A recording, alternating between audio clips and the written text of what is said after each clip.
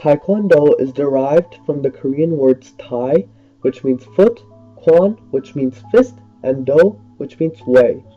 The Korean martial art of Taekwondo is basically a melting pot of many different martial arts in Korea throughout 2,000 years of its existence.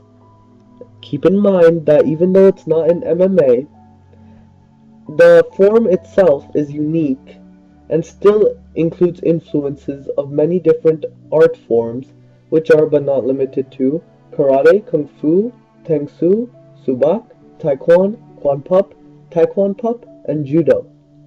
Tengun founded Old Korea in 2333 BC at Azadal, which later would become the divided independent states of North and South Korea seen today. 6th century AD, Korea was divided into three kingdoms, Baekje, Goguryeo, and Sia. Goguryeo was the largest kingdom, occupying the southern areas of Manchuria and the northern sections of the Korean peninsula. Baekje was the second largest on occupied areas along the Han River and in southwestern Korea. Sia was the smallest of the three kingdoms and occupied the southern tip of the Korean peninsula. Since the Sia kingdom was the smallest, it had a hard time defending itself from other kingdoms and therefore formed Hwarang, a fighting group that set the ball rolling as a starting point for the history of Taekwondo. Jiheng, the 24th king of Sia, formed a fighting combat group known as the Hwarang. These fighters were trained in weapons such as the spear, sword, and bow. They also studied subak, an early form of foot fighting during the 6th century AD, and the original basis for Taekwondo. The Hwarang not only studied this form, but they added new techniques onto it. Such techniques would add the use of weapons onto the original form, therefore assisting the Hwarang in defeating their enemies. However, Shinheng wasn't satisfied. He didn't just need a group of specialized fighters, he needed a code that they could live by. Such a code would assist in unifying the Hwarang to be stronger against their enemies. This code of ethics is largely similar to the oath taken by Taekwondo practitioners today. The code of ethics is as follows: be loyal to your king, be obedient to your parents, have honor and faith among friends, have perseverance in battle, and finally, justice to never take life without cause. This code of ethics helped the Hwarang defeat their Baekje and Goguryeo enemies, therefore unifying Korea under their own country known as Koryo.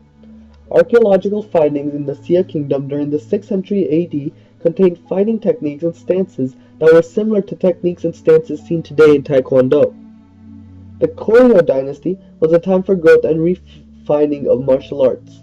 It was in this period that martial arts saw greatest popularity.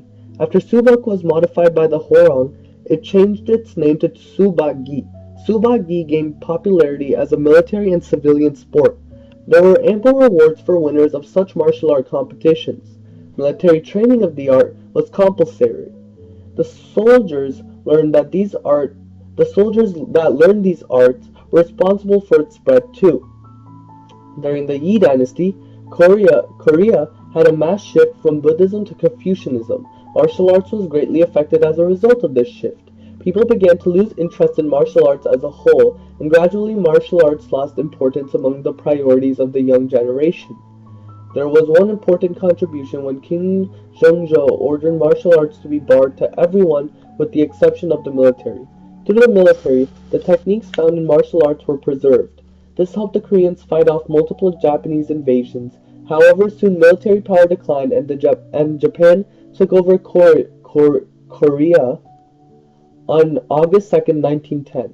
The Japanese played a huge role in the history of Taekwondo.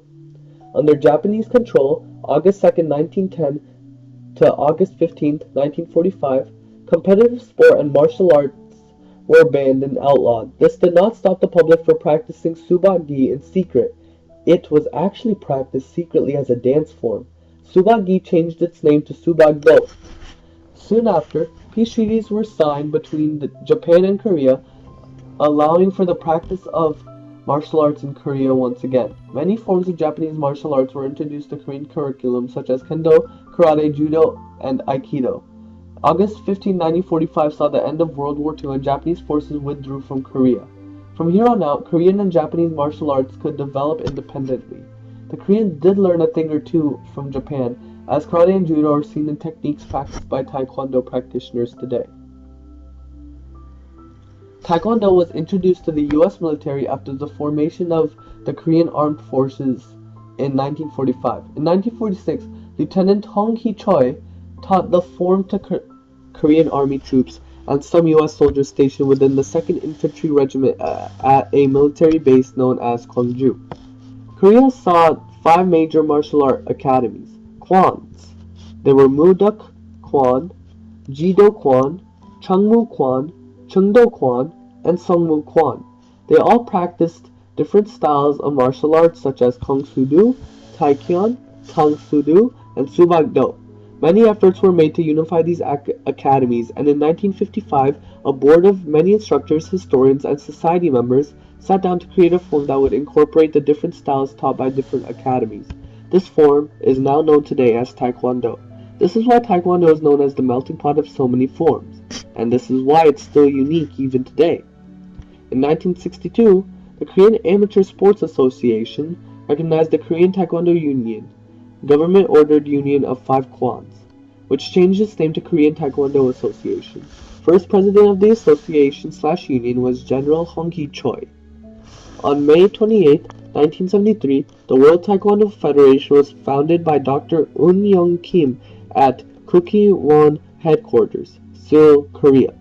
This organization now oversees all practitioners from around the globe as well as all dojos registered under the name. It decides the curriculum that will be taught, equipment, necessities, and as well as works to preserve the development and roots of Taekwondo. In 2000, Taekwondo officially became an Olympic sport with its first appearance at the 2000 Australian Olympics, which were held in Sydney, Australia. And that is the history of Taekwondo. Hope you enjoyed. See you again. If you learned something new, I'm signing off.